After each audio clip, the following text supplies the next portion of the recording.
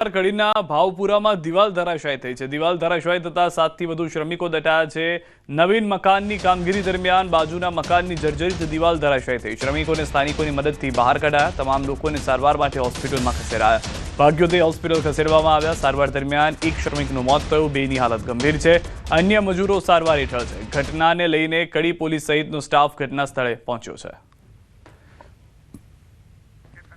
વધુ માહિતી ન્યૂઝ 18 સંવાદદાતા કેતન પાસેથી મેળવીશું। કેતન, જે રીતની પરિસ્થિતિ જાણવા મળી રહી છે, મકાન ધરાશાયી થયું છે, શું સમગ્ર ઘટના ઘટી હતી?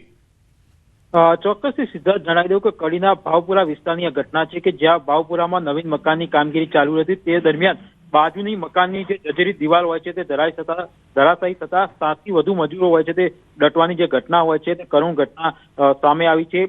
આ ઘટના સામે આવતા ભાગદોડ મચી હતી, જ્યારે મજૂરોની સ્થાનિક લોકો દ્વારા બહાર કાઢી અને તમામ મજૂરોને બહાર કાઢી 108 એમ્બ્યુલન્સ મારફતે જે પ્રાઇવેટ અને જે અન્ય જે હોસ્પિટલ હોય છે ત્યાં ખસેડવામાં આવ્યા હતા। જ્યાં સારવાર દરમિયાન એક મજૂરોની મોતનું જે વાત હોય છે તે પણ સામે આવી છે। 2 થી વધુ જે મજૂરો છે તેમની હાલત પણ ગંભીર હોવાની હાલમાં જાણવા મળી રહ્યું છે। તેમજ અન્ય જે મજૂરો હોય છે તે હાલમાં સારવાર હેઠળ છે। તબીબો દ્વારા તેમની હાલમાં સારવાર કરવામાં આવી રહી છે।